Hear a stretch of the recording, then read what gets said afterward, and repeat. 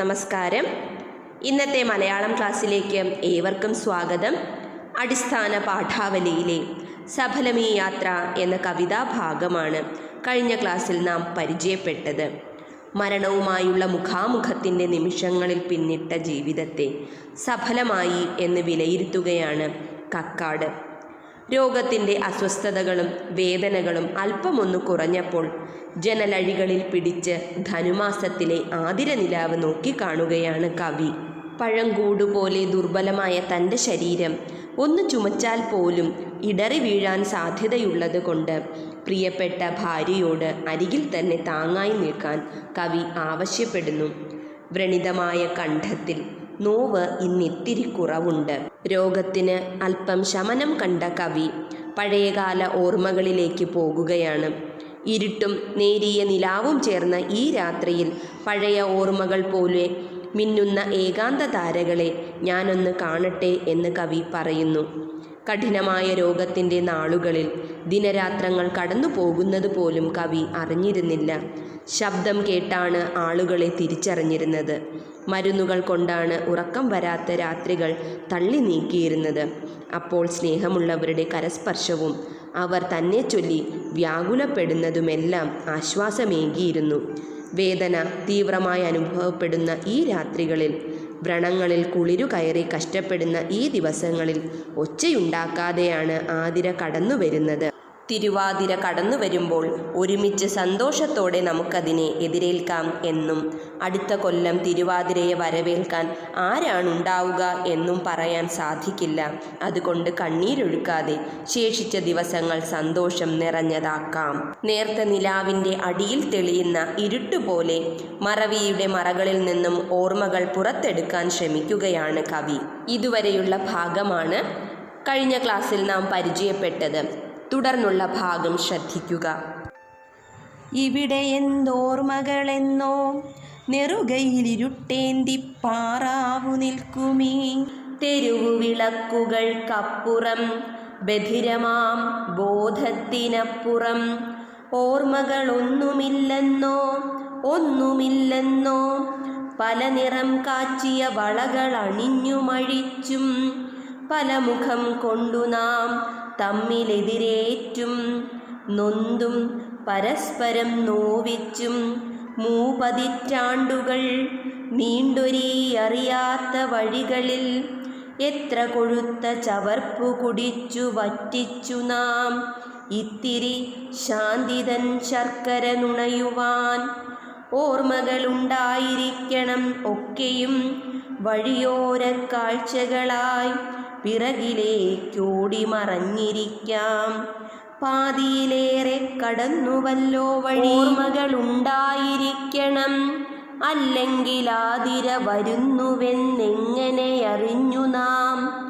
ഇത്തിരി കൂടെ നടന്നവ കിന്നാരമിത്തിരി കണ്ണീരുറക്കെ ചിരിച്ചു കവിളു തുടിച്ചവ ഏറെ കരഞ്ഞു കൺപോള കനത്തവ കെട്ടിപ്പുണർന്നു മുകർന്നവ കുത്തിപ്പിളർന്നു മരിച്ചവ കൊന്നവ മുട്ടായി പുഴുതിന്നു പാതി വിടർന്നു പെരുവഴിയിൽ ഞെട്ടറ്റടർന്നു പതിച്ചവ വഴിപോക്കരിരുളിൽ ചവിട്ടിയരച്ചവ ഒരാതിരിക്കെ ചവിട്ടടികളിൽ പുളഞ്ഞുൾഭണമുയർന്നാടി നിന്നവ ഒക്കെയും ഓർമ്മകളായിരിക്കാം. ഓർക്കാൻ കഴിവീലവതൻ മുഖങ്ങൾ. ഏതാണ്ടൊരോർമ്മ വരുന്നുവോ? ഓർത്താലും ഓർക്കാതിരുന്നാലും ആതിരയെത്തും കടന്നു പോമീ വഴി. നാം ഈ ജനലിലൂടെതിരേൽക്കും ഇപ്പഴയൊരോർമ്മകളൊഴിഞ്ഞ താലം തളർന്നൊട്ടു വിറയാർന്ന കൈകളിലേന്തി അതിലൊറ്റ മിഴിനീർ പതിക്കാതെ മനമിടറാതെ കാലമിനിയുമുരുളും. വിഷുവരും, വർഷം വരും, തിരുവോണം വരും, പിന്നെ ഓരോ തളിരിനും പൂവരും കായ് വരും. അപ്പോൾ ആരെന്നും എന്തെന്നും ആർക്കറിയാം? നമുക്കിപ്പൊഴീ ആർദ്രതയെ ശാന്തരായി സൗമ്യരായി എതിരേൽക്കാം. വരിക സഖി അരികത്തു ചേർന്നു നിൽക്കൂ. പഴയൊരു മന്ത്രം സ്മരിക്കാം, നാം അന്യോന്യം ഊന്നുവടികളായി നിൽക്കാം. ഹാ സഫലമീ യാത്ര. സഫലമീ യാത്ര NN കക്കാട്. ഇനി ആശയം ശ്രദ്ധിക്കുക. ഇവിടെ എന്തോർമ്മകളെന്നോ നെറുകയിൽ ഇരുട്ടേന്തി പാറാവു നിൽക്കുമീ തെരുവു വിളക്കുകൾക്കപ്പുറം ബധിരമാം ബോധത്തിനപ്പുറം. നേർത്ത നിലാവിൻ്റെ അടിയിൽ തെളിയുന്ന ഇരുട്ടുപോലെ മറവിയുടെ മറകളിൽ നിന്നും ഓർമ്മകൾ പുറത്തെടുക്കാൻ ശ്രമിക്കുകയാണ് കവി. നെറുകയിൽ ഇരുട്ടുമേന്തി കാവൽ നിൽക്കുന്ന ഈ തെരുവു വിളക്കുകൾക്കപ്പുറം ബധിരമായ ബോധത്തിനപ്പുറമുള്ള ഓർമ്മകൾ കവി ചികഞ്ഞെടുക്കുന്നു. മറവിയിലാണ്ടുപോയ ഓർമ്മകൾ ഓരോന്നായി കവിയുടെ മനസ്സിലേക്ക് തിരിച്ചെത്തുന്നു. നെറുകയിൽ ഇരുട്ടേന്തി പാറാവു നിൽക്കുന്ന തെരുവ് വിളക്ക് എന്ന പ്രയോഗം നോക്കുക. തെരുവ് വിളക്ക് പ്രകാശം താഴേക്കാണ് പ്രസരിപ്പിക്കുന്നത്, അതിനു മുകളിൽ ഇരുട്ടാണ്. അവ്യക്തമായ ഓർമ്മകളും ഇതുപോലെയാണെന്ന് കവി പറയുന്നു. ബധിരമാം ബോധം. രോഗാവസ്ഥയിൽ കഠിനമായ വേദന സഹിക്കുന്ന അവസരങ്ങളിൽ പലപ്പോഴും ബോധത്തിന് തെളിമയില്ലാതെ വരും. കേൾക്കേണ്ടതോ സ്വീകരിക്കേണ്ടതോ ആയതൊന്നും സ്വീകരിക്കാൻ കഴിയാത്ത ഈ അവസ്ഥയെ ആണ് ബധിരമാം ബോധം എന്ന പ്രയോഗത്തിലൂടെ സൂചിപ്പിക്കുന്നത്. ബധിരം ശ്രവണശക്തി നഷ്ടമായ, ശ്രവണശക്തിക്കും അപ്പുറമുള്ള അല്ലെങ്കിൽ കേൾക്കാൻ പറ്റാത്ത ആ കാലത്തെക്കുറിച്ച് നിനക്കൊരു ഓർമ്മയുമില്ലേ എന്ന് കവി ഭാര്യയോട് ചോദിക്കുന്നു. പല നിറം കാച്ചിയ വളകൾ അണിഞ്ഞുമഴിച്ചും പല മുഖം കൊണ്ടു നാം തമ്മിലെതിരേറ്റും നൊന്തും പരസ്പരം നോവിച്ചും 3 പതിറ്റാണ്ടുകൾ നീണ്ടൊരീ അറിയാത്ത വഴികളിൽ എത്ര കൊഴുത്ത ചവർപ്പു കുടിച്ചു വറ്റിച്ചു നാം ഇത്തിരി ശാന്തിതൻ ശർക്കര നുണയുവാൻ. ഓർമ്മകളുണ്ടായിരിക്കണം ഒക്കെയും വഴിയോര കാഴ്ചകളായി പിറകിലേക്കോടി മറഞ്ഞിരിക്കാം. പാതിയിലേറെ കഴിഞ്ഞുവല്ലോ വഴി. മറവിയിലാണ്ടുപോയ ഓർമ്മകൾ ഓരോന്നായി കവിയുടെ മനസ്സിലേക്ക് തിരിച്ചെത്തുന്നു. പല നിറത്തിലുള്ള വളകൾ അണിയുകയും അഴിക്കുകയും ചെയ്യും പോലെ പല മുഖങ്ങൾ കൊണ്ടു നാം പരസ്പരം എതിരേറ്റും നൊന്തും പരസ്പരം നോവിച്ചും 3 പതിറ്റാണ്ടുകൾ. പതിറ്റാണ്ട് 10 വർഷം, 3 പതിറ്റാണ്ട് 30 വർഷം നമ്മൾ ഒരുമിച്ച് ജീവിച്ചു. ഈ ജീവിതത്തിൽ അറിയാത്ത ഏതെല്ലാം വഴികളിൽ നാം സഞ്ചരിച്ചു. ഇത്തിരി സമാധാനത്തിനു വേണ്ടി എത്ര കടുത്ത ദുഃഖങ്ങളാണ് നാം അനുഭവിച്ചത്. ഓർമ്മകളെല്ലാം വഴിയോര കാഴ്ചകൾ പോലെ പിന്നിലേക്കോടി മറഞ്ഞു പോയിരിക്കുന്നു. നമ്മുടെ ജീവിതയാത്ര പാതിയിലേറെ വഴി പിന്നിട്ട് കഴിഞ്ഞിരിക്കുന്നു. എത്ര കൊഴുത്ത ചവർപ്പു കുടിച്ചു വറ്റിച്ചു നാം ഇത്തിരി ശാന്തിതൻ ശർക്കര നുണയുവാൻ. ഈ വരികളിൽ തെളിയുന്ന ജീവിത കാഴ്ചപ്പാട് എന്താണ്? സുഖദുഃഖങ്ങൾ നിറഞ്ഞ തൻ്റെ ജീവിതം കവി വിലയിരുത്തുകയാണ്. ഒത്തിരി സന്തോഷത്തിനായി എത്രമാത്രം ദുഃഖങ്ങളും ദുരിതങ്ങളുമാണ് മനുഷ്യൻ അനുഭവിക്കേണ്ടി വരുന്നത് എന്ന് കവി ഓർക്കുന്നു. കവിക്ക് അനുഭവിക്കേണ്ടി വന്ന ജീവിത ദുരിതങ്ങളാണ് കൊഴുത്ത ചവർപ്പ്. ദുരിതങ്ങൾക്കും അപ്പുറം ഒരു സുഖം ഉണ്ടാവാം എന്ന പ്രതീക്ഷയാണ് ശാന്തിതൻ ശർക്കര എന്ന പ്രയോഗത്തിലൂടെ സൂചിപ്പിക്കുന്നത്. ഏത് ദുഃഖത്തിനും അപ്പുറം സന്തോഷത്തിൻ്റെ നിമിഷങ്ങളുണ്ട്.